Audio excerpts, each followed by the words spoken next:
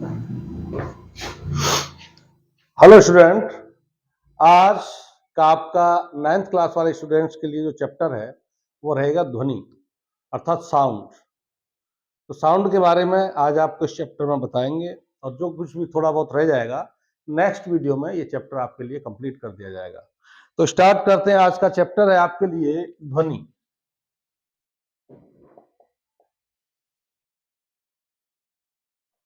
Sound.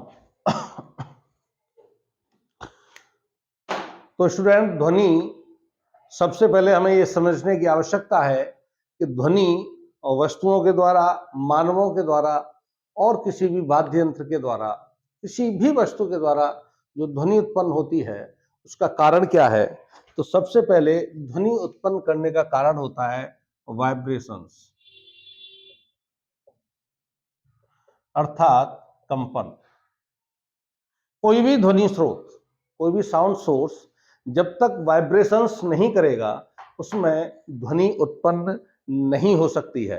तो पहली चीज ध्वनि उत्पन्न करने का कारण है वाइब्रेशन।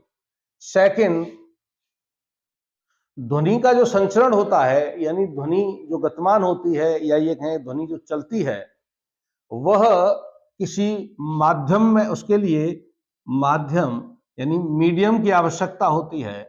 विदाउट मीडियम साउंड जो है ट्रेवल नहीं कर सकती है। जो ध्वनि है एक स्थान से दूसरे स्थान को नहीं पहुंच सकती है यदि कोई माध्यम नहीं है तो। और वो माध्यम क्या हो सकता है? ठोस, द्रव अर्थात अथवा gas, solid, liquid and gas.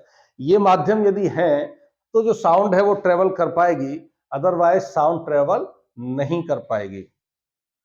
Third point है ध्वनि के लिए, ध्वनि जो है वेव के फॉर्म में, एक स्थान से वेव फॉर्म में जो है एक स्थान से दूसरे स्थान को ट्रेवल करती है, यानी एक स्थान से दूसरे स्थान को पहुंचती है तो वह वेव फॉर्म में जाती है अर्थात तरंग रूप में पहुंचती है। तो ध्वनि के लिए सबसे पहले कोई भी साउंड सोर्स है, ध्वनि स्रोत है, जब तक वाइब्रेशन नहीं करेगा उसमें ध्वनि उत्पन्न हो ही नहीं सकती है।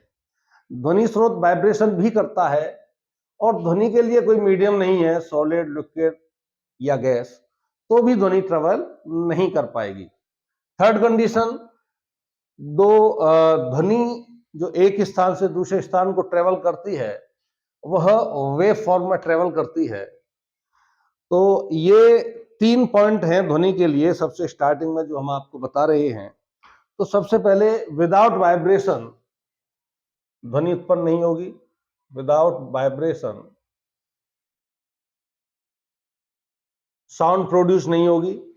यदि कोई मीडियम नहीं है तो, यानी वैक्यूम में ध्वनि प्रोड्यूस नहीं होगी और ध्वनि का जो एक स्थान से दूसरे स्थान तक जो गमन होता है वह वेव फॉर्म में होता है। तो ध्वनि के लिए आवश्यक 2 things are required for sound. First is vibration and second is medium. Vacuum में ध्वनि उत्पन्न नहीं होगी। अब ध्वनि किस तरह से एक स्थान से दूसरे स्थान को गमन करती है और किस तरह से वाइब्रेशन के द्वारा ध्वनि उत्पन्न होती है, इस पर चर्चा करते हैं। चलिए,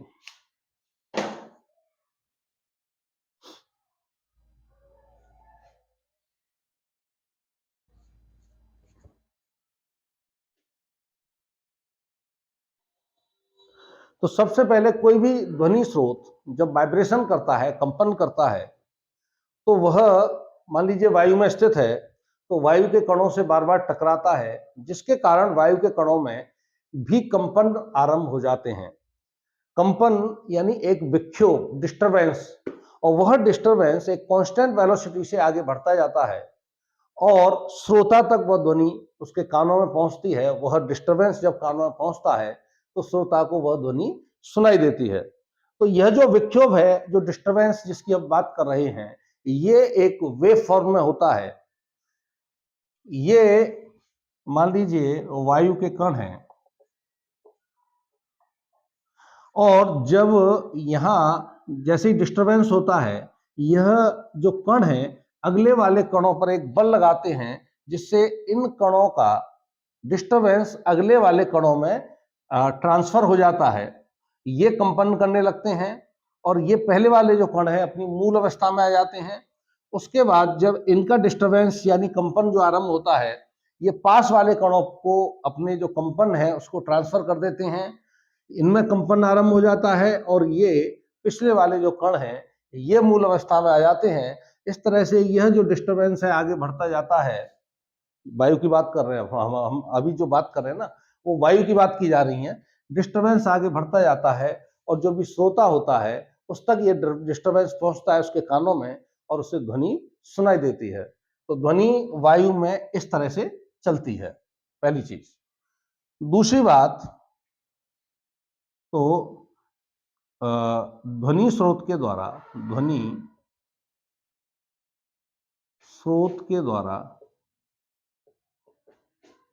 वायु के कणों में, इसे हम लिख देते हैं, वायु के कणों में विक्षोभ एक नियत वेग से आगे बढ़ता जाता है और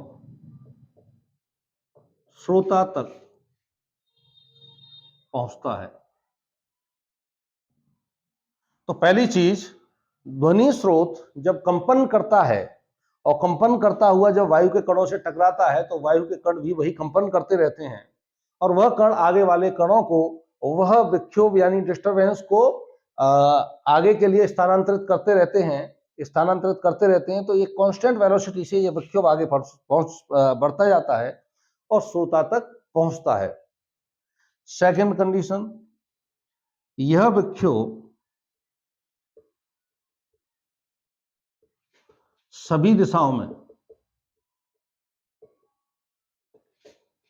आगे बढ़ता है।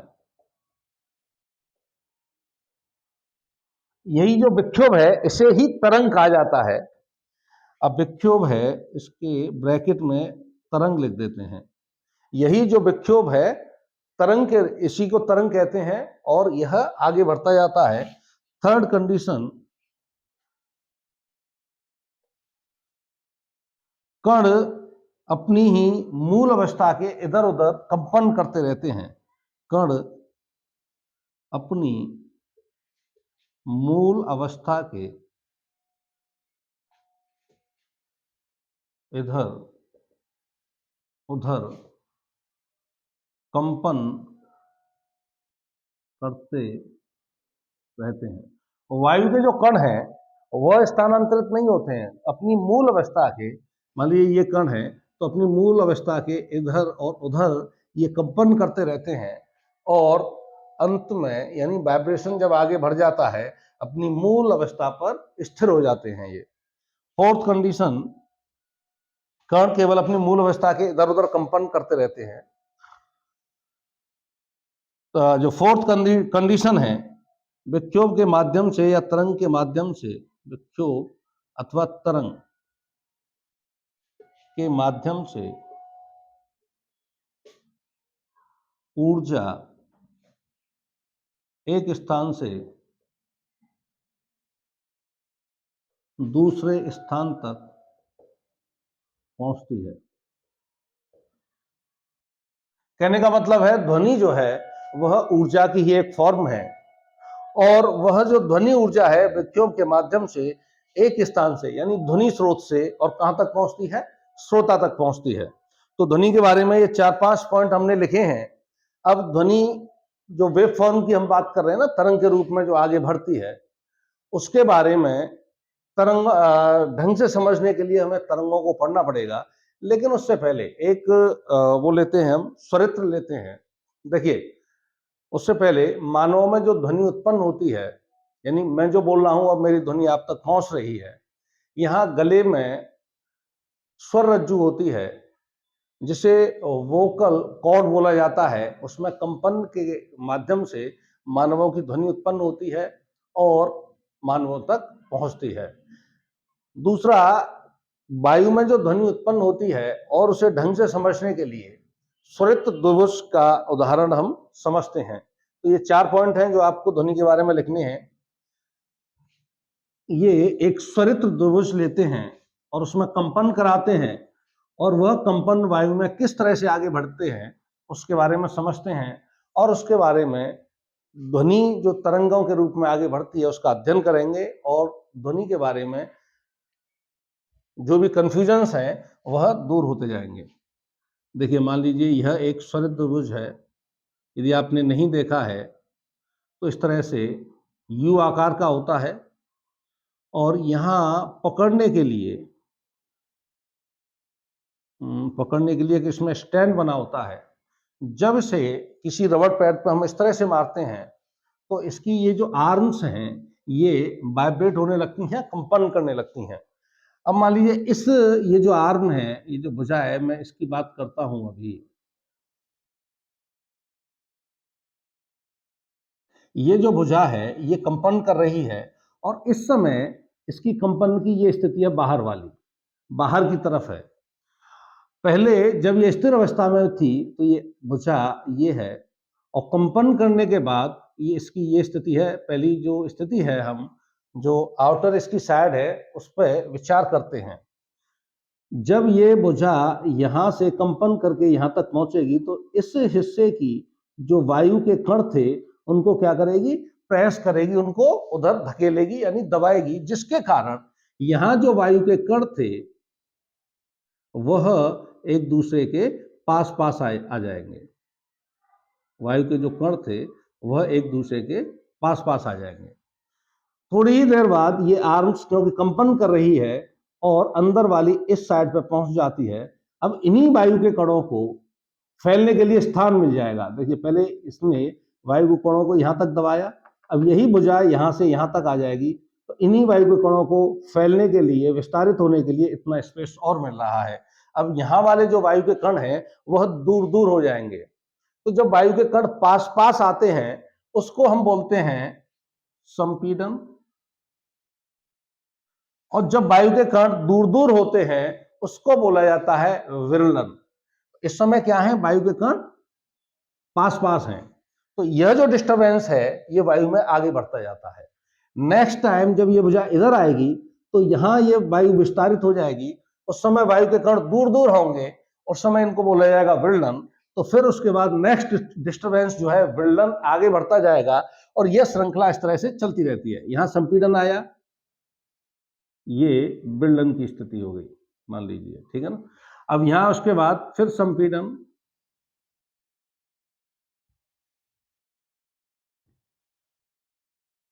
उसके बाद फिर से विरलन,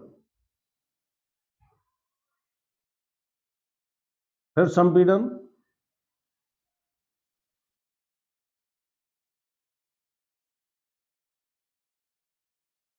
और फिर उसके बाद विरलन। ये संपीड़न, जहां वायु के कण संपीड़ित हो रहे हैं यानी दब रहे हैं, पास पास आ रहे हैं, वो संपीड़न कहलाता है।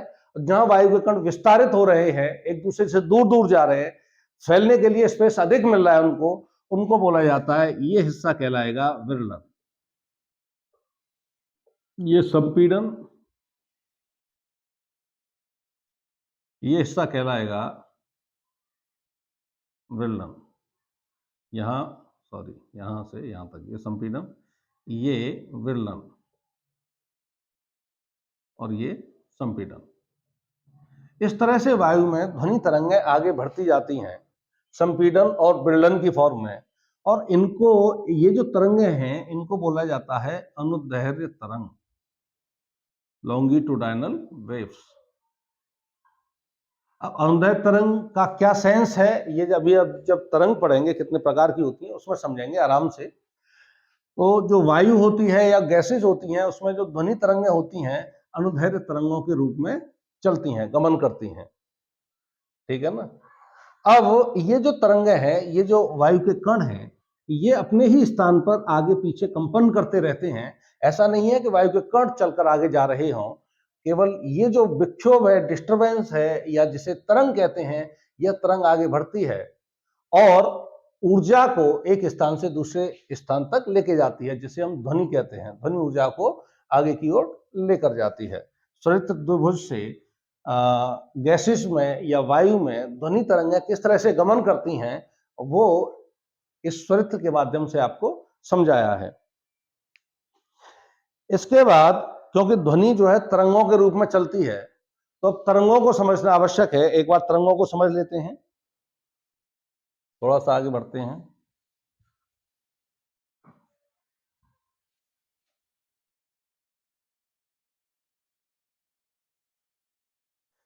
देखिए, तरंगें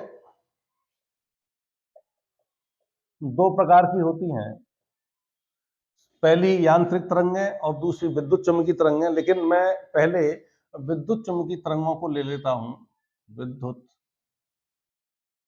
चुम्बकीय तरंगें, और उसके बाद यांत्रिक तरंगें। क्योंकि विद्युत चुम्बकीय तरंगों में केवल थोड़ा सा बताना है और यांत्रिक तरंगों के फिर दो भेद हो जाएंगे, तो उसमें हम आगे बढ़ते जाएंगे। तो विद्युत चुम्बकीय तरंगों को पहले हम समझ लेते हैं। विद्युत चुम्बकीय तरंगें, विद्युत चुम्बकीय तरंगों को एक स्थान से दूसरे स्थान तक पहुंचने के लिए किसी भी मीडियम की आवश्यकता नहीं होती है। विद्युत चुम्बकीय तरंगों को एक स्थान से दूसरे स्थान तक पहुंचने के लिए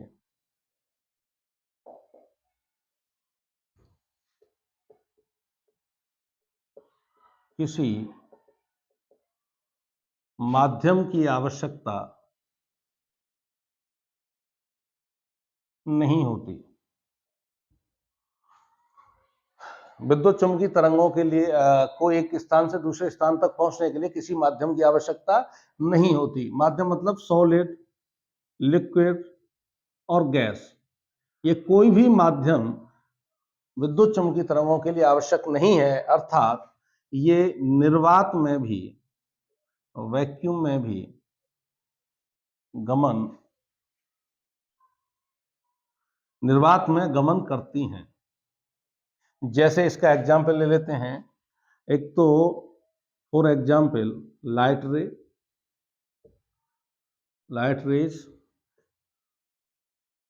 light waves, radio waves, X rays और गामा रेज। या लाइट रेज, रेडियो रेज ऐसे लिखा जा सकता है, रेडियो वेव फॉर्म में ही चलती हैं ये। तो ये जो है, इनको विद्युत चुम्बकीय तरंगों के रूप में इस तरह से चलती हैं। जैसे प्रकाश है, सूरज से पृथ्वी तक पहुंचता है, तो विद्युत चुम्बकीय तरंगों के रूप में पहुंचता है। क्योंकि प्रकाश सूरज से पृथ्वी तक आने के लिए बहुत ही कम हिस्सा ऐसा होता है जहां मीडियम होता है। बाकी कहीं ऐसा भी हिस्सा मिलता है जहां कोई मीडियम नहीं होता है, वैक्यूम होता है। तो उस मीडियम में ये जो है, वैक्यूम में क्योंकि विद्युत चुम्बकीय तरंगें चलती हैं, तो प्रकाश सूरज का पृथ्वी तक पहुंच पाता है। हीट भी है इस तरह से। चलिए, विद्युत चुम्बकीय तरंगों के बाद में अब चलते हैं यांत्रिक तरंगों के बारे में, आपको बताते हैं। यांत्रिक जो तरंगें हैं, ये दो प्रकार की होती हैं, अनुप्रस्थ तरंगें और अनुदैर्ध्य तरंगें। लेकिन उससे पहले इन तरंगों के, यांत्रिक तरंगों के कुछ गुण लिख देते हैं। फर्स्ट, माध्यम के जो कण हैं, माध्यम के कण अपनी साम्य स्थिति के इधर उधर गति करते हैं। सेकंड,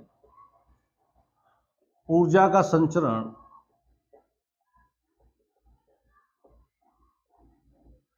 एक स्थान से दूसरे स्थान तक होता है, कणों का नहीं।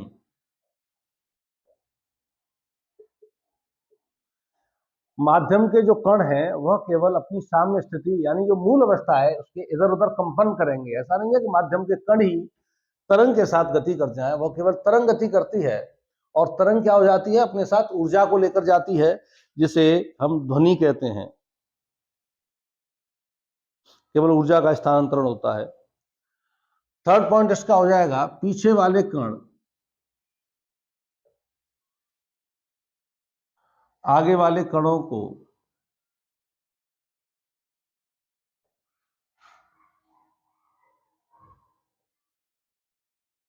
विक्षोभ का स्थानांतरण कर देते हैं। तो तरंग के ये तीन मूल पॉइंट होते हैं, तीन बेसिक पॉइंट होते हैं। फर्स्ट है कि जो माध्यम के कण हैं वह अपनी साम्य स्थिति के इधर उधर कंपन कर सकते हैं। ऐसा नहीं होता है कि अपनी स्थिति को ही छोड़कर आगे बढ़ जाए। माध्यम के कण अपने ही स्थान पर इधर उधर केवल कंपन कर सकते हैं। जैसे ही कंपन पिछले वाले कणों से आगे वाले कणों की ओर बढ़ता है, पहले वाले कण अपनी स्थिर अवस्था में आ जाते हैं और वह कंपन आगे बढ़ता जाता है। और उस डिस्टरबेंस या उस तरंग के माध्यम से ऊर्जा का ट्रांसफर एक स्थान से दूसरे स्थान तक होता है। तरंगों, यांत्रिक तरंगें जो हैं दो प्रकार की होती हैं। नंबर एक होती है अनुप्रस्थ तरंगें, ट्रांसवर्स वेव।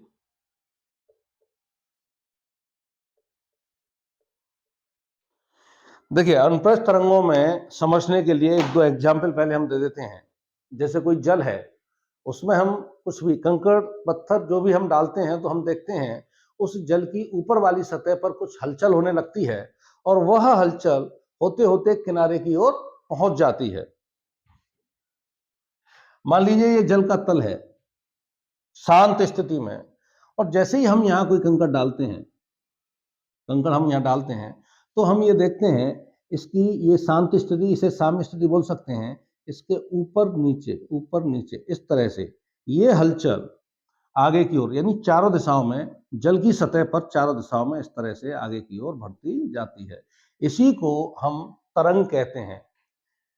या फिर हमने देखा होगा, आपने देखा होगा, रस्सी के एक कॉर्नर को किसी भी दृढ़ आधार से बांध देते हैं और एक हिस्सा अपने हाथ में पकड़कर एक सिरा उसको जोर जोर से हिलाते हैं तो वह हलचल उस दृढ़ सिरे की ओर बढ़ती हुई हमें दिखाई देती है। दोनों ही स्थितियों में जो समझने की बात है वो ये है, चाहे रस्सी का सिरा, एक सिरा आप अपने हाथ में पकड़कर इस तरह से जोर जोर से हिलाइए, तो रस्सी के जो कण हैं वह केवल कंपन करते हैं अपनी साम्य स्थिति के, यानी मूल अवस्था के ऊपर और नीचे, जबकि एक वेव हमें आगे की ओर बढ़ती हुई दिखाई देती है। और जैसे ही जल में हम कंकड़ डालते हैं तो हम देखते हैं कि एक वेव किनारे की ओर बढ़ रही है, यानी क्षैतिज डायरेक्शन में।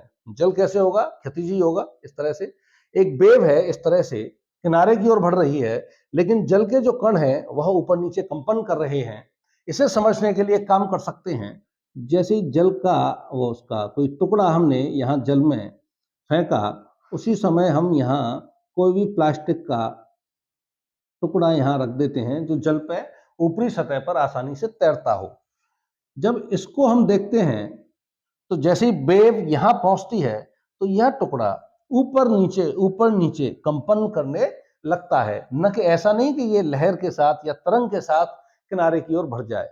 इससे हमें पता चलता है कि जल के यहाँ जो कण थे वह अपनी यह जो स्थिति थी, इसकी ओरिजिनल जो कंडीशन थी, जो मूल अवस्था थी, कण ऊपर नीचे कंपन कर रहे हैं, जिसके कारण ये टुकड़ा भी ऊपर नीचे कंपन कर रहा है और तरंग इस तरह से आगे बढ़ जाती है। तो अनुप्रस्थ तरंग के बारे में बोलने के लिए, लिखने के लिए ऐसे बोला जा सकता है कि वह तरंग जिसमें माध्यम के कण, तरंग संचरण की डायरेक्शन ये है, देखिए इस तरह से चल रही है, और माध्यम के कण इस तरह से, अभी ये कण ऊपर है तो नेक्स्ट टाइम ये नीचे हो जाएगा इस तरह से, फिर ऊपर फिर नीचे, ऐसे ये कण जो है नीचे है तो नेक्स्ट टाइम ये ऊपर हो जाएगा और फिर नीचे आएगा। तो कंपन जो हो रहा है तरंग संचरण के लंबवत हो रहा है और तरंग क्षैतिज दिशा में, डायरेक्शन में मूव कर रही है। तो अनुप्रस्थ तरंग के लिए हम बोल सकते हैं वह तरंग जिसमें माध्यम के कण, वह तरंग वह तरंग जिसमें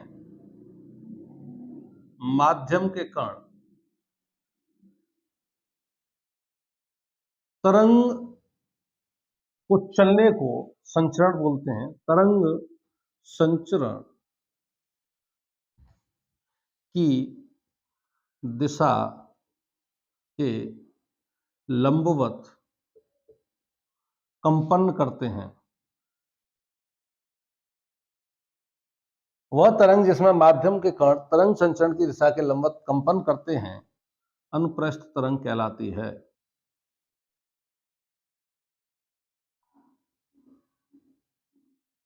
क्या कहलाती है? अनुप्रस्थ तरंग कहलाती है। जब माध्यम के कण तरंग के चलने की दिशा के लंबवत कंपन करते हैं, कंपन करेंगे, तरंग के संचरण की दिशा के लंबवत जब माध्यम के कण कंपन करेंगे तो इस तरह की जो तरंगें होंगी वह अनुप्रस्थ तरंगें कहलाएंगी। ये अनुप्रस्थ तरंगें गैसों में उत्पन्न नहीं हो सकती हैं। गैसों में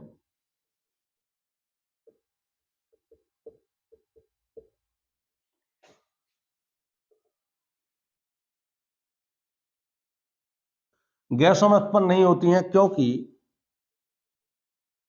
ये उन्हीं माध्यमों में उत्पन्न होती हैं,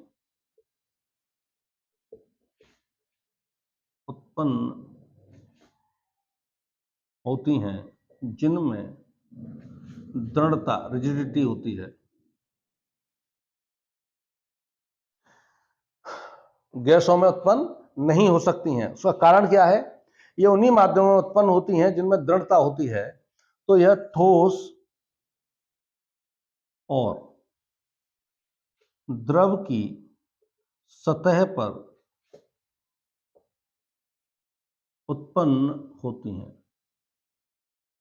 ठोस और द्रव जो है जिनमें दृढ़ता हो, उनकी सतह पर अनुप्रस्थ तरंगों को उत्पन्न किया जा सकता है। गैसों में अनुप्रस्थ तरंगों को उत्पन्न नहीं किया जा सकता है। इसके बाद जो अनुप्रस्थ तरंगें चलेंगी उसके बारे में, किस तरह से चलती हैं, वह एक वेव फॉर्म बनाकर आपको बताते हैं। ये सभी अपनी फेयर में आपको नोट करना है, जिससे कि आगे समझने में और आसानी रहे।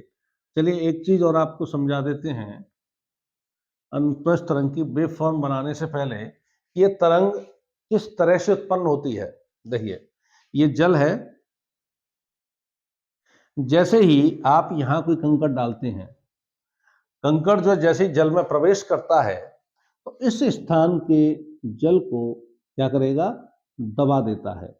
मान लीजिए ये स्थान जल का थोड़ा सा दब गया, कह सकते हैं यहां थोड़ा सा गड्ढा बन गया। और जल की नेचर क्या होती है?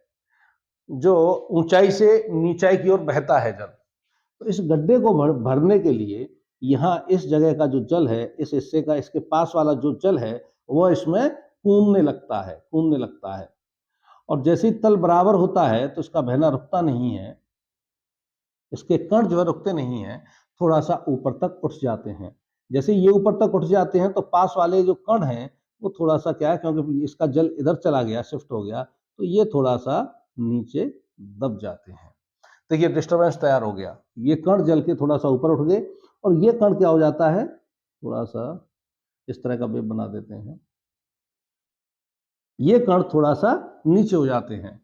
अब इसके बाद ये जो जल है जो ऊपर उठा हुआ है, इसकी नेचर क्या होगी? ये नीचाई की ओर जाएगा।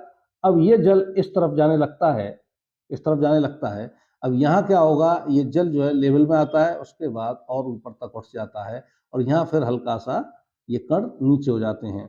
तो ये जो डिस्टर्बेंस है जल के कणों में आगे की ओर बढ़ता जाता है। इस तरह से जो तरंग है जल के पृष्ठ पर उत्पन्न होती है, जिसे हम अनुप्रस्थ तरंग बोलते हैं, जल के पृष्ठ पर उत्पन्न होने वाली तरंग।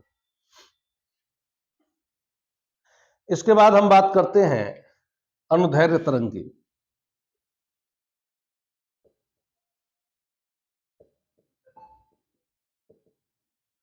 अभी हमने अनुप्रस्थ तरंग को पढ़ा था, एक बार फिर से बोल देते हैं। वह तरंग जिसमें माध्यम के कण तरंग के चलने की दिशा, यानी जिसे तरंग संचरण बोलते हैं, वह माध्यम जिसमें माध्यम के कण तरंग के चलने की दिशा के परपेंडिकुलर कंपन करते हैं, लंबवत कंपन करते हैं, वो तरंग कहलाती है अनुप्रस्थ तरंग। अनुदैर्घ्य तरंग के लिए क्या है? चलिए मैं इसकी डेफिनेशन बोल देता हूं, फिर समझा देता हूं, कैसे भी समझ लो। उसमें जो माध्यम के कण, अनुप्रस्थ तरंग में माध्यम के कण तरंग संचरण की दिशा के लंबवत कंपन कर रहे थे। अनुदैर्घ्य तरंग में माध्यम के कण तरंग संचरण की दिशा के समांतर कंपन करते हैं, या कह सकते हैं कि तरंग संचरण की चलने की ही दिशा में कंपन करते हैं। या आप कह सकते हो कि वह तरंग जिसमें माध्यम के कण तरंग संचरण की दिशा के अनुदिश कंपन करते हैं, अनुदैर्घ्य तरंगें कहलाती हैं। अनुदिश, समांतर, उसी दिशा में, जैसे आपको इजी लगे उस तरह से आप बोल सकते हो, कह सकते हो, लिख सकते हो, समझ सकते हो। चलिए, अनुदैर्घ्य तरंगें किस तरह से उत्पन्न होती हैं वो एक समझ लेते हैं। मान लीजिए एक स्प्रिंग लेते हैं और इधर इसे जो है एक आधार से बांध दिया हमने,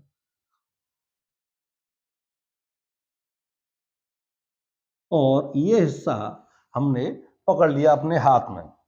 अब इस स्प्रिंग को बार बार हम इधर दबाते हैं और खींचते हैं, दबाते हैं और खींचते हैं, तो इस स्प्रिंग की जो स्थिति बनेगी वो कुछ इस तरह से बन जाएगी। कहीं कहीं ये स्प्रिंग के जो टर्न्स हैं, यानी जो चक्कर हैं, ये कहीं कहीं तो पास आ जाएंगे और कहीं कहीं थोड़ा सा दूर हो जाएंगे। तो वो मैं डायग्राम यहां बना दे रहा हूं। इस तरह से स्प्रिंग की स्थिति बन जाएगी।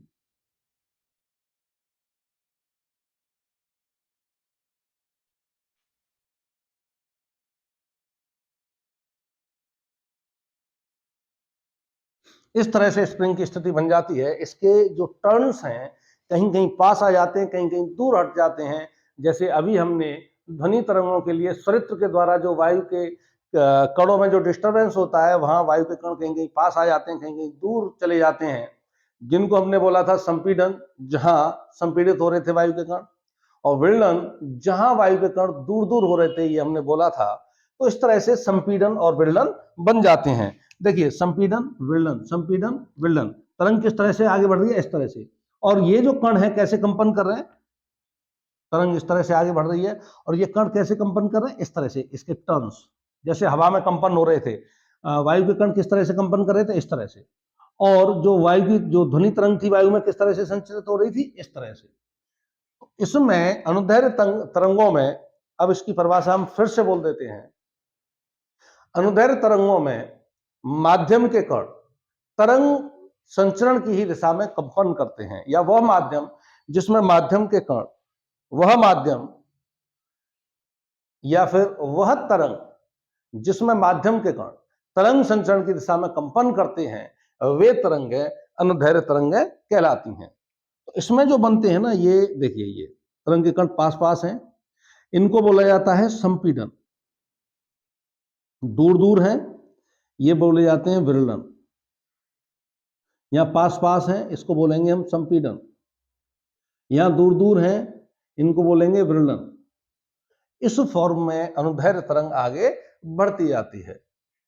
जहां संपीड़न होता है, यानी वायु के कण पास पास होते हैं, यहां यदि बात करें तो स्प्रिंग के टर्न्स हैं जो पास पास हैं, तो जहां संपीड़न होगा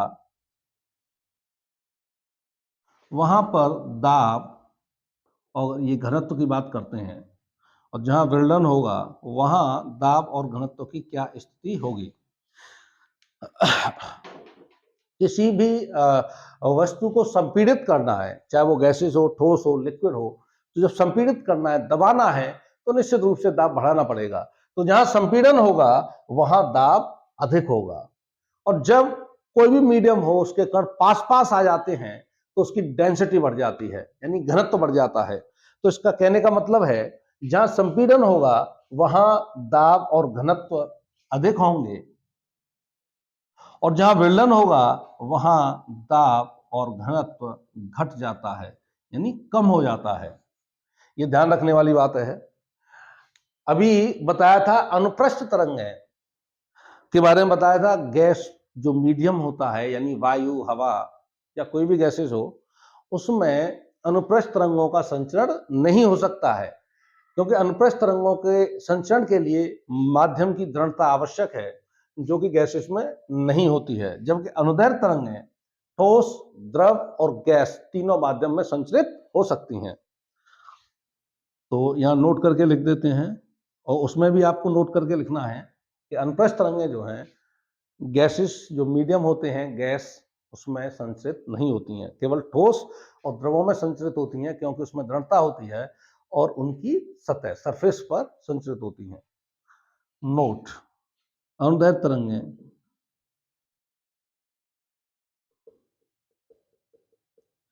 ठोस, द्रव व गैस तीनों माध्यमों में संचरित होती हैं। अब चलिए बताते हैं तरंगों से संबंधित कुछ डेफिनेशंस। अनुप्रस्थ तरंगों से संबंधित कुछ डेफिनेशन, अनुप्रस्थ तरंग हो या अनुदैर्ध्य तरंग हो, उनसे संबंधित कुछ डेफिनेशंस बताएंगे, जिससे तरंगों के बारे में जानकारी और अधिक हो जाएगी और तरंगों को समझना और इजी हो जाएगा आगे के लिए आपके लिए।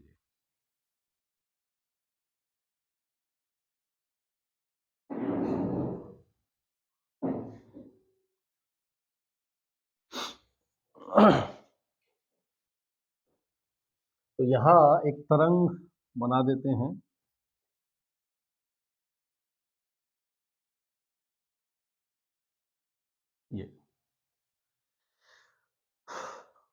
ये अनुप्रस्थ तरंग है। अनुदैर्ध्य तरंग में हमने संपीड़न बेलन आपको बता ही दिया है।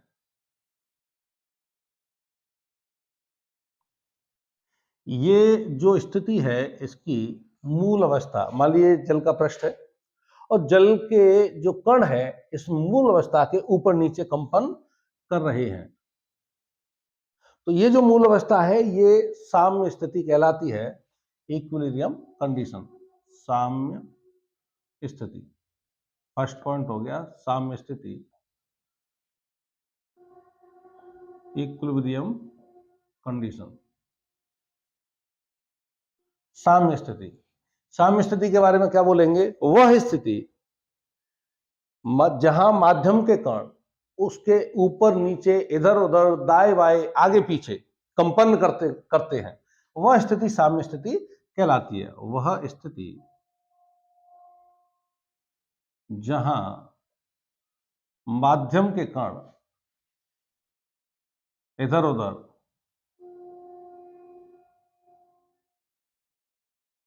कंपन करते हैं, क्या कहलाएगी? वो साम्य स्थिति, इक्विलिब्रियम कंडीशन कहलाती है। सेकंड पॉइंट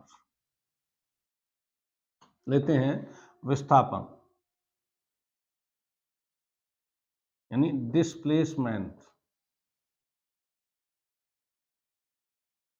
विस्थापन क्या होता है? साम्य स्थिति के ऊपर या नीचे कण के द्वारा चली गई दूरी विस्थापन कहलाता है।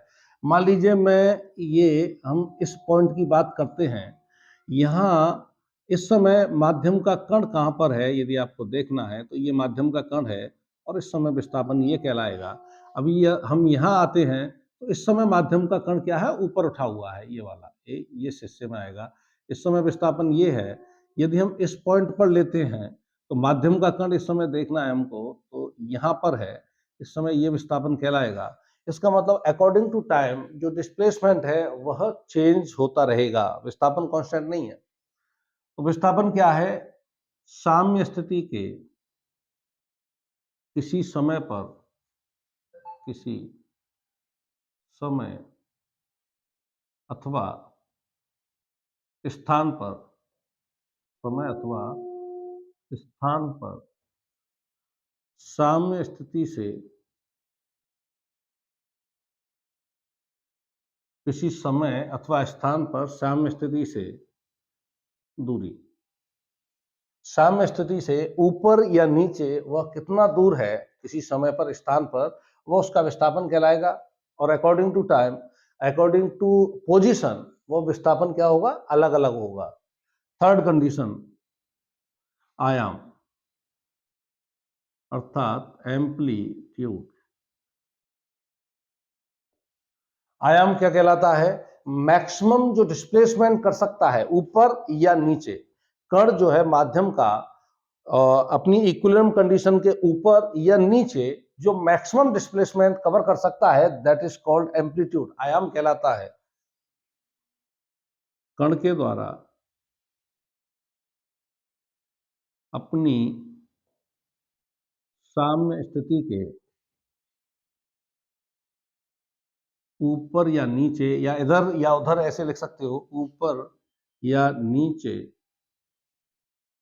अधिकतम विस्थापन, विस्थापन आयाम एम्पलीट्यूड कहलाता है। आयाम क्या है? कण के द्वारा अपनी साम्य स्थिति के ऊपर या नीचे अधिकतम जो विस्थापन होगा वो आयाम कहलाएगा। चलिए यहाँ आयाम देखते हैं, हम इसे मिटा देता हूं मैं अभी। आयाम की यदि बात करें तो ये साम्य स्थिति है। इसके ऊपर अधिकतम विस्थापन की यदि हम बात करें तो कण यहाँ जो मैक्सिमम पॉइंट है वो ये है, ये इस समय अधिकतम विस्थापन होगा तो ये आयाम कहलाएगा। नीचे की यदि हम बात करें तो मैक्सिमम नीचे की तरफ जो दूरी कवर की इसने या विस्थापन लिया वो ये है, ये इस समय आयाम कहलाएगा। या मैं यहाँ ऐसे भी लिख दूं A is equal two by maximum, यानी मैक्सिमम जो डिस्प्लेसमेंट है वही आयाम कहलाता है। इसके बाद चौथा पॉइंट ले लेते हैं, आवर्तकाल। पीरियोडिक टाइम, टाइम पीरियड या पीरियड कुछ भी लिखा जा सकता है। आवर्तकाल बोल दें इसको, दोलन काल बोल दें। एक चक्कर पूरा होने में जो समय लग रहा है तो इसको लिख देता हूं मैं टाइम पीरियड। टाइम पीरियड, आवर्तकाल। इसको एक चक्कर, तरंग का जो एक चक्कर पूरा हो रहा है उसे एक चक्कर पूरा करने में जो समय लग रहा है, या ऐसे कह सकते हैं कण का एक कंप्लीट दोलन जो हो रहा है, वो कंप्लीट दोलन करने में जो कण के द्वारा समय लिया जा रहा है वो उसका आवर्तकाल यानी टाइम पीरियड कहलाता है। देखिए जैसे मान लीजिए ये कण है यहाँ पर, तो इसके पास जैसे ही जो डिस्टरबेंस चलकर आएगा यानी तरंग जो चलकर आएगी, ये अपनी जो इक्विलिब्रियम कंडीशन है, साम्य स्थिति है, इससे पहले अपनी मैक्सिमम, मान लीजिए ऊपर की ओर जा रहा है, पहले अपनी मैक्सिमम डिस्प्लेसमेंट अपनी आयाम को टच करेगा, इस स्थिति में पहुंचेगा। उसके बाद लौट कर फिर अपनी साम्य स्थिति पर आएगा। उसके बाद नीचे की ओर अपने मैक्सिमम डिस्प्लेसमेंट यानी अपने आयाम को तय करेगा और उसके बाद लौटकर फिर साम्य स्थिति की ओर जाएगा। तो यह प्रक्रिया इस कण की चलती रहेगी, लेकिन साम्य स्थिति से मैक्सिमम डिस्प्लेसमेंट एक साइड में, और उसके बाद फिर साम्य स्थिति पे आना, उसके बाद दूसरी साइड में मैक्सिमम डिस्प्लेसमेंट और फिर लौटकर अपनी साम्य स्थिति में आना, यह एक दोलन कहलाता है। और इस एक दोलन में लिया गया जो समय होगा वह आवर्तकाल कहलाता है। तो अब इस तरंग में यदि एक दोलन की बात करें तो देखते हैं ये इसकी इक्विलिब्रियम कंडीशन है। अब तरंग जो है अपनी मैक्सिमम डिस्प्लेसमेंट यानी आयाम की स्थिति में है। उसके बाद नेक्स्ट ये अपने इक्विलिब्रियम कंडीशन पर है। उसके बाद में दूसरी साइड में अपने मैक्सिमम डिस्प्लेसमेंट यानी आयाम पर है, और उसके बाद फिर लौट कर अपने इक्विलिब्रियम कंडीशन में पहुंचती है। यहां पूरा एक चक्कर इसका हो रहा है। तो इस एक चक्कर में लिया गया जो समय होगा वह आवर्तकाल कहलाएगा। तो आवर्तकाल को हम ऐसे लिख सकते हैं, कण के द्वारा एक दोलन पूरा करने में लिया गया समय, कण के द्वारा एक दोलन पूरा करने में लिया गया समय आवर्तकाल कहलाता है।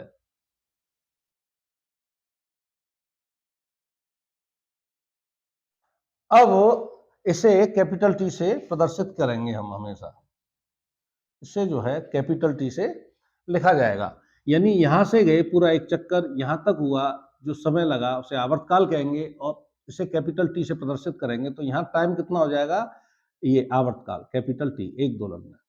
यहाँ कितना दोलन हो गया, एक कंप्लीट दोलन यहाँ तक हो रहा है तो ये आधा दोलन हो गया, तो यहाँ तक समय हो जाएगा आवर्तकाल का आधा। यहाँ कितना समय हो जाएगा, आधे का आधा, चौथाई। तो यहाँ तक पहुंचने में चौथाई आवर्तकाल। यहाँ की यदि हम बात करें तो आधा आवर्तकाल ये है या आधा चक्कर है, आधा चक्कर में जो समय लगेगा पीरियोडिक टाइम का आधा लगेगा, T/2 है ये। अब ये और कितना होगा, चौथाई इसमें और जोड़ना है तो T/4 और इसमें जोड़ दें तो ये हो जाएगा T/2 plus T/4 2 plus 3 T/4। यहाँ जो टाइम आएगा वो आवर्तकाल का 3/4 समय में कण यहाँ तक पहुंच पाएगा। तो आवर्तकाल समझ लिया आपने। इसका नेक्स्ट पॉइंट जो होगा वो है आवृत्ति, फ्रीक्वेंसी।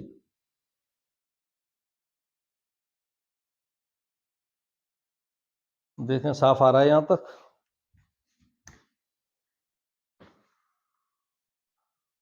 चलिए ठीक है। आवृत्ति क्या होती है, एक सेकंड में जितने दोलन करे, यानी एक दोलन कब कंप्लीट हुआ, अपनी इक्विलिब्रियम कंडीशन से मैक्स एक साइड में मैक्सिमम डिस्प्लेसमेंट कवर करता है, लौट कर अपनी इक्विलिब्रियम कंडीशन में आता है कण, दूसरी साइड में मैक्सिमम डिस्प्लेसमेंट कवर करता है और लौट कर फिर अपनी इक्विलिब्रियम कंडीशन में आता है। ये एक दोलन है। एक सेकंड में इतने कितने दोलन करता है, वह जो संख्या होगी दोलनों की, वह उसकी फ्रीक्वेंसी यानी आवृत्ति कहलाती है। तो एक सेकंड में कण के द्वारा किए गए दोलनों की संख्या आवृत्ति कहलाती है। एक सेकंड में कण द्वारा, चलिए पहले लिख देते हैं, कण द्वारा एक सेकंड में किए गए दोलनों की संख्या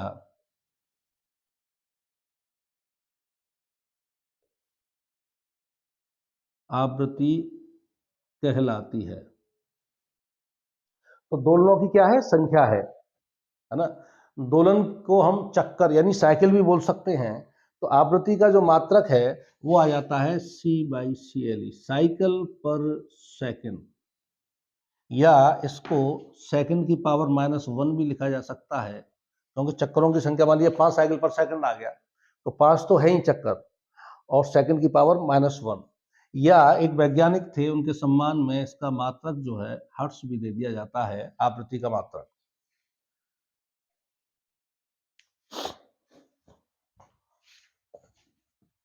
इसके बाद में चलिए आवृत्ति और आवर्तकाल में अंतर देखिए। आवर्तकाल क्या है, आवर्तकाल है एक चक्कर में लिया गया समय, और आवृत्ति है एक सेकंड में लगाए गए चक्करों की संख्या। ये हमेशा एक दूसरे के क्या रहते हैं, विपरीत रहते हैं। यानी आवर्तकाल बराबर 1/आवृत्ति, 1/फ्रीक्वेंसी। ऐसे लिख सकते हैं इसको, T=1/n। कहीं कहीं आवृत्ति को देखिए n भी लिखा जा सकता है, क्योंकि नंबर ऑफ साइकिल हैं, नंबर। और कहीं कहीं इसको f से भी प्रदर्शित किया जाता है, फ्रीक्वेंसी है f। और कहीं कहीं इसको न्यू से भी प्रदर्शित किया जाता है, n, f या न्यू, इन तीनों अक्षरों से आवृत्ति को हम प्रदर्शित कर सकते हैं। ये लिखना है, n बता दिया मैंने, ऐसे मत समझना, लिखना नहीं है, लिखना है एन एफ न्यू से इसको प्रदर्शित कर सकते हैं। आवर्तकाल और आवृत्ति में संबंध है ये, या फिर n=1/t। आवृत्ति हो गया। इसके बाद आता है नेक्स्ट पॉइंट, तरंग धैर्य। तरंग धैर्य, वेवलेंथ।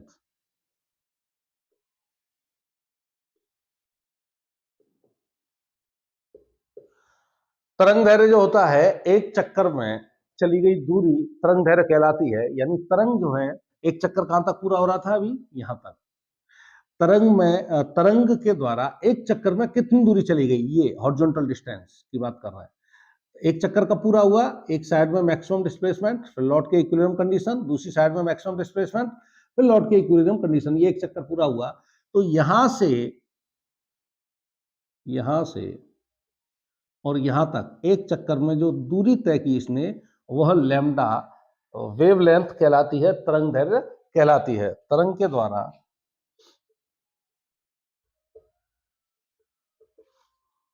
एक चक्कर या दोलन बोल सकते हो, एक दोलन में चली गई दूरी, एक चक्कर में चली गई दूरी क्या कहलाएगी, तरंग दैर्घ्य कहलाती है। या दूसरी तरह से भी इसको समझ सकते हैं, यदि हम चक्कर को यहां से शुरू करते हैं, देखिए यहां से शुरू किया तो यहां तक एक चक्कर पूरा हो रहा है। यदि इस चक्कर को, इस दोलन को हमने यहां से आरंभ किया, तो एक चक्कर कहां जाके पूरा होगा, अपने एक साइड में हाईएस्ट जो डिस्प्लेसमेंट है वहां से आरंभ कर रहे हैं, इक्विलिब्रियम कंडीशन, दूसरी साइड में हाईएस्ट डिस्प्लेसमेंट, इक्विलिब्रियम कंडीशन। अब उसी साइड में हाईएस्ट डिस्प्लेसमेंट तक आपको पहुंचना होगा, तब एक चक्कर पूरा होगा। और ये जो हाईएस्ट डिस्प्लेसमेंट है ऊपर की ओर, इनको बोला जाता है स्रंग। चलिए बाद में बताया, पहले बता देना था, कोई बात नहीं। हाईएस्ट जो डिस्प्लेसमेंट की कंडीशन होगी, यानी ऊपर की ओर मैक्सिमम डिस्प्लेसमेंट की जो कंडीशन होगी, उसको स्रंग बोला जाता है। और नीचे की ओर जो जितना नीचे की ओर दबेगा ये कण, उसे हम बोलेंगे गर्त। क्या बोलते हैं इसको? गर्त।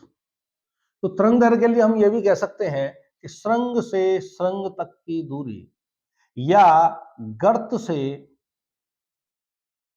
गर्त तक की दूरी, ऐसे भी लिख सकते हैं इसको तरंग दैर्घ्य के लिए, तरंग के द्वारा एक चक्कर में चली गई दूरी या श्रृंग से श्रृंग तक अथवा श्रृंग तक अथवा गर्त से गर्त तक की दूरी। यदि ये अनुप्रस्थ तरंग की बात है, यदि अनुदैर्घ्य तरंग है तो उसमें तो श्रृंग और गर्त बनते नहीं है, उसमें बनते हैं श्रृंग से श्रृंग तक अथवा गर्त से गर्त तक। इसमें एक शब्द और लगा दो, लगातार, दो लगातार श्रृंगों के बीच की दूरी या दो लगातार गर्तों के बीच की दूरी। देखिए आगे भी एक श्रृंग बनेगा, लगातार नहीं लिखेंगे तो ये भी हो सकता है यहां से यहां तक, और यहां से यहां तक जाएंगे तो फिर दो चक्कर हो जाएंगे, एक चक्कर ये हो गया, दूसरा चक्कर ये हो जाएगा। तो दो लगातार श्रृंगों के अथवा दो लगातार गर्तों के बीच की जो दूरी है वो तरंग दैर्घ्य कहलाती है। अब ये बात रही अनुप्रस्थ तरंग की, जिसमें श्रृंग और गर्त बनते हैं। चलिए अनुदैर्घ्य का नीचे आ जाएगा। अनुदैर्घ्य तरंग के लिए तरंग दैर्घ्य आप कैसे लिखोगे? अनुदैर्घ्य तरंग के लिए मैं लिख रहा हूं यहां, दो लगातार संपीड़न या, लगातार तो हमने लिख ही दिया, दो लगातार संपीड़न या विरलन के बीच की दूरी तरंग की तरंग दैर्घ्य कहलाती है। जैसे हम लैम्डा से प्रदर्शित करते हैं, दूरी है तो मात्रक जो है मीटर होगा, फ्रीक्वेंसी का साइकिल पर सेकंड होगा, और आवर्तकाल का जो मात्रक है, क्योंकि वह समय है, काल है, तो उसका जो मात्रक होगा वह सेकंड होगा। इसके बाद एक चीज रह जाती है चाल, चाल से पहले कुछ रह रहा नहीं।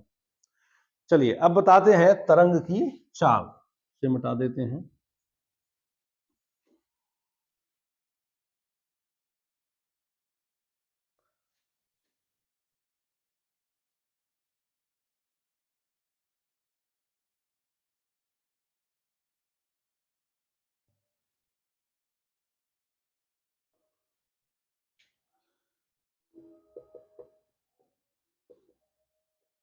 चाल की जब बात हो रही है तो वही एक सेकंड में कितनी दूरी तय करती है, एक सेकंड में चली गई दूरी तरंग की चाल कहलाती है। एक सेकंड में चली गई दूरी, तरंग की चाल निकालते हैं। चलिए चाल तो आप वैसे भी नॉर्मली पढ़ते रहते हो, चाल बराबर दूरी बटे समय, चाल बराबर दूरी बटे समय। तो क्या कहेंगे? यूनिट टाइम में कवर डिस्टेंस, एक सेकंड में चली गई दूरी, एकांक समय में चली गई दूरी क्या कहलाती है? चाल कहलाती है। तो एक सेकंड में चली गई दूरी हमने यहाँ लिख दिया है।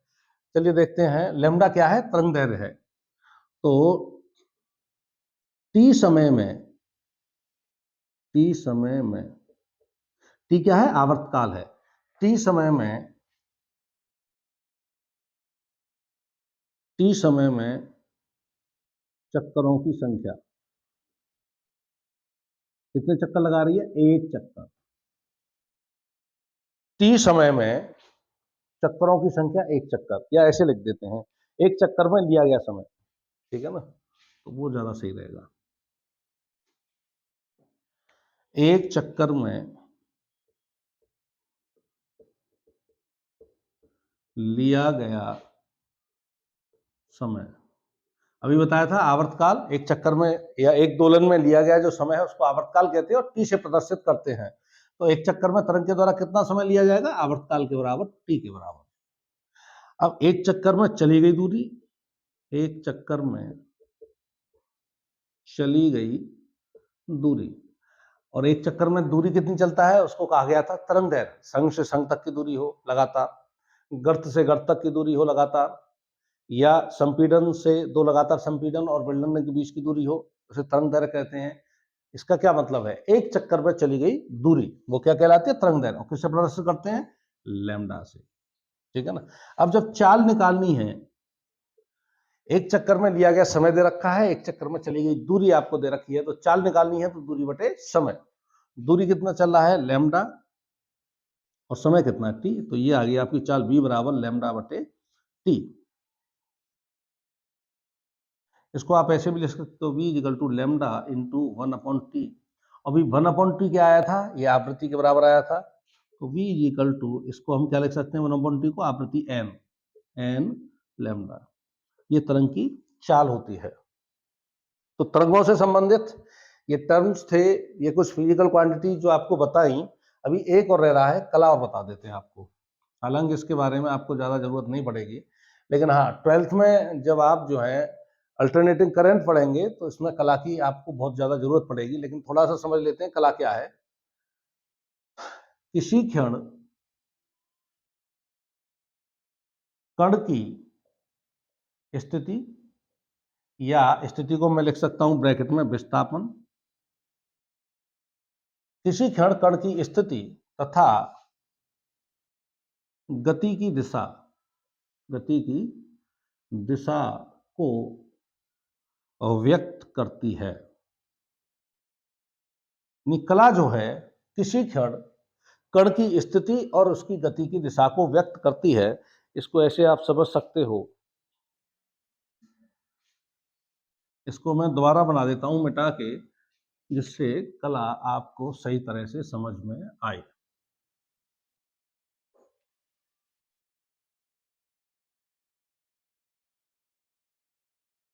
ये तरंग बन गई, ठीक। यहां से तरंग ने चलना आरंभ किया, स्टार्टिंग पॉइंट है t बराबर 0 से, और एक चक्कर जैसे ही हो गया तो एक चक्कर में इसको समय लगा, आवर्तकाल पूरा कंप्लीट थी। अब मान लीजिए t इक्वल टू t1 समय पर तरंग यहाँ पहुंच जाती है। उस समय इस माध्यम का जो कण है वो उसकी स्थिति क्या है, यहाँ पर है, ये स्थिति पता चल गई। और इसकी गति की दिशा क्या है, यहाँ एक टेंजेंट खींच देते हैं, यानी इसकी स्पर्श रेखा खींच देते हैं जो इसकी गति की दिशा को प्रदर्शित करेगा। तो यहाँ इसकी स्थिति ये है और गति की दिशा ये है।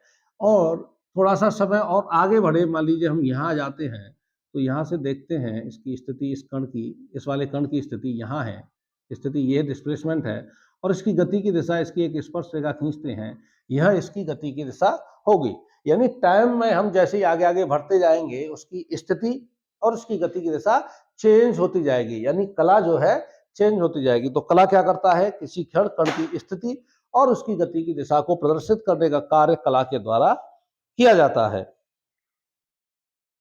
चलिए, इसमें ध्वनि चैप्टर में अभी काफी कुछ आपके लिए 9th वाले स्टूडेंट के लिए रह गया है, लेकिन उससे पहले हम कुछ सवाल कर लेते हैं। अभी जो फिजिकल क्वांटिटीज तरंगों से रिलेटेड आपको बताई हैं, उनसे रिलेटेड कुछ 2-4 इजी न्यूमेरिकल कर लेते हैं, जो कि फेयर के साथ साथ आपकी कॉपी में भी होने चाहिए। ये सारा कुछ फेयर होने के साथ साथ वो न्यूमेरिकल भी हो जाए, क्योंकि अभी अभी हमने आपको ये कुछ 2-4 टर्म्स जो बताए हैं उनके सवाल हो जाएंगे तो और ज्यादा क्लियर हो जाएगा।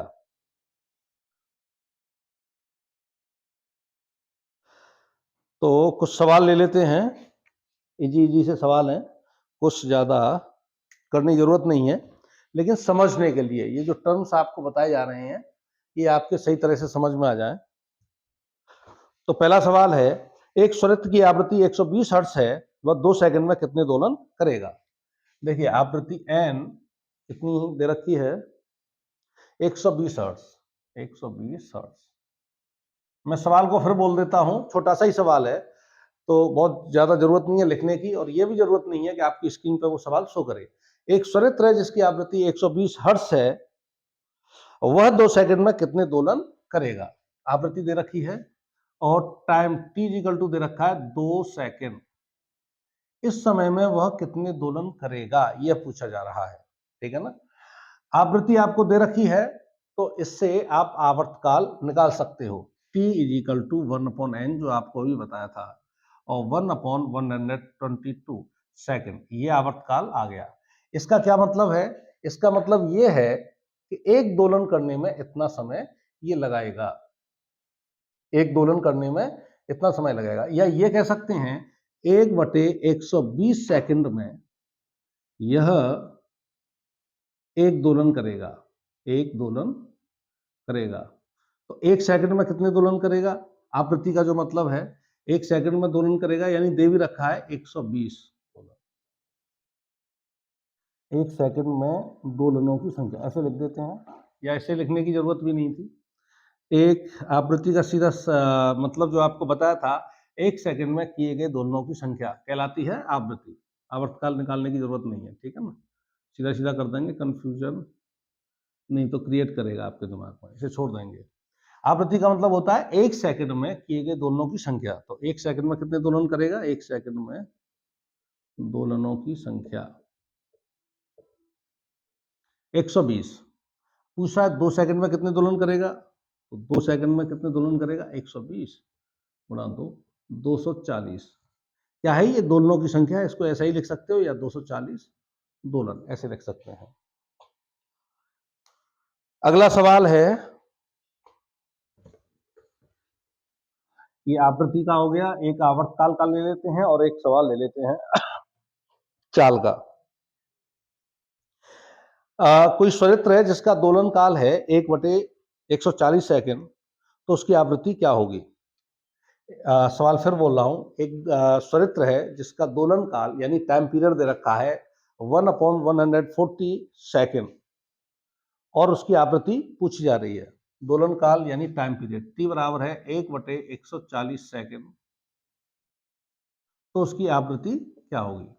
यह भी बताया था n इजिकल टू होता है 1/t और n इजिकल टू 1/t की वैल्यू आपको दे रखी है 1/40। तो ये आवृत्ति आई है यानी साइकिल पर सेकंड, या हर्ट्ज भी आप इसको लिख सकते हो। n बराबर 1/140। यह सॉरी अच्छा, आवर्तकाल 1/140 दे रखा है। हाँ, थोड़ा सा मिस्टेक, लिखने में मिस्टेक हो गया थोड़ा सा।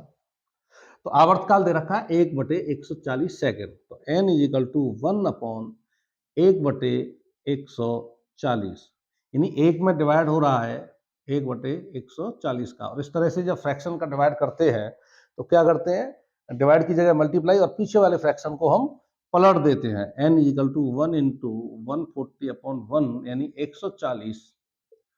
आवृत्ति कितनी किस में आ जाएगी? या तो इसका मात्रक हर्ट्ज लिख दें आप, या साइकिल पर सेकंड, या सेकंड की पावर -1 भी आप लिख सकते हैं। तो चलिए, ये दोलन काल से रिलेटेड एक सवाल हो गया। एक तरंग दैर्घ्य का सवाल ले लेते हैं और एक सवाल ले लेंगे आपका चाल का।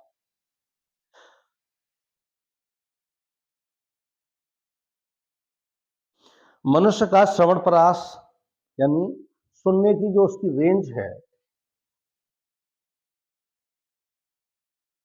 इस सवाल को भी बोल देते हैं। चलिए, थोड़ा सा बड़ा हो रहा है तो आपकी स्क्रीन पर है ये सवाल। मनुष्य का श्रवण परास 30 हर्ट्ज से 40 किलो हर्ट्ज तक होता है। हवा में इन आवृत्तियों के संगत ध्वनि तरंग का तरंग दैर्घ्य कितना होगा? हवा में ध्वनि की चाल 340 मीटर प्रति सेकंड है, तो उसका श्रवण परास है 30 हर्ट्ज से 40 हर्ट्ज तक, यानी ध्वनि उसकी आवृत्ति n1 बराबर 3 हर्ट्ज से लेकर n2 40 हर्ट्ज आवृत्ति की ध्वनियों को व्यक्ति जो है सुन सकता है। श्रवण परास का मतलब वह रेंज आवृत्ति की, जिन आवृत्तियों की ध्वनियों को वह सुन सकता है। 30 हर्ट्ज से 40 किलो हर्ट्ज, 40 किलो हर्ट्ज। अब क्योंकि किलो आ गया है तो n2 हो जाएगा 40,000 हर्ट्ज। ये उसका रेंज है सुनने का। इन आवृत्तियों के संगत ध्वनि तरंग का तरंग दैर्घ्य कितना होगा? इसके संगत तरंग दैर्घ्य कितना होगा और इस आवृत्ति के संगत तरंग दैर्घ्य कितना होगा? और दे रखा है ध्वनि की चाल 340 मीटर पर सेकंड है। अभी आपको बताया था v equal to n lambda, यानी ध्वनि की चाल, उसकी तरंग दैर्घ्य और उसकी आवृत्ति का संबंध।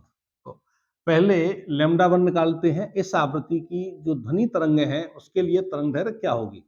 तो इन दोनों के लिए ध्वनि की जो चाल है वो कांस्टेंट रहेगी। अभी जब आगे पढ़ेंगे तो आपको पता चलेगा कि ध्वनि की चाल पर उसकी आवृत्ति और तरंग दैर्घ्य का कोई प्रभाव नहीं पड़ता है।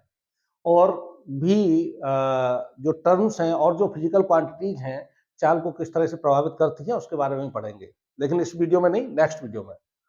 तो चलिए, ध्वनि की चाल दोनों आवृत्तियों के लिए क्या रहनी है, सेम रहनी है।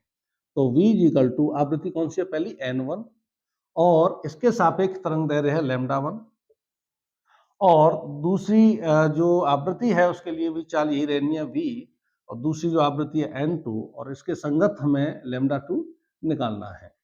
तो यहाँ से λ1 इज इक्वल टू हो जाएगा v अपॉन n1, और यहाँ से λ2 इज इक्वल टू हो जाएगा v अपॉन n2।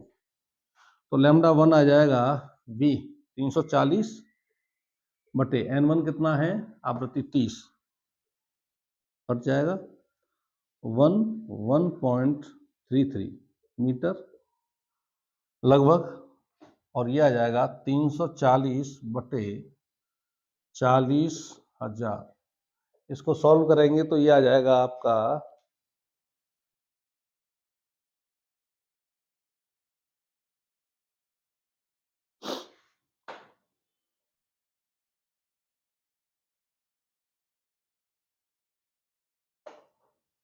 8.5।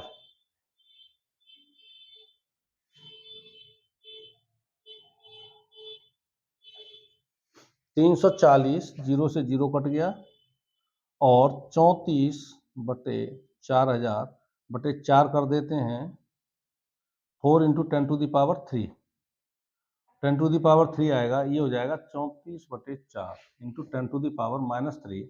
उसमें थोड़ा सा गलत दे रखा है मुझे जो लग रहा है, इसलिए मैं कैलकुलेशन कर देता हूँ। चलो 32, 2 बचा, और 8.5 into 10 to the power -3 metre.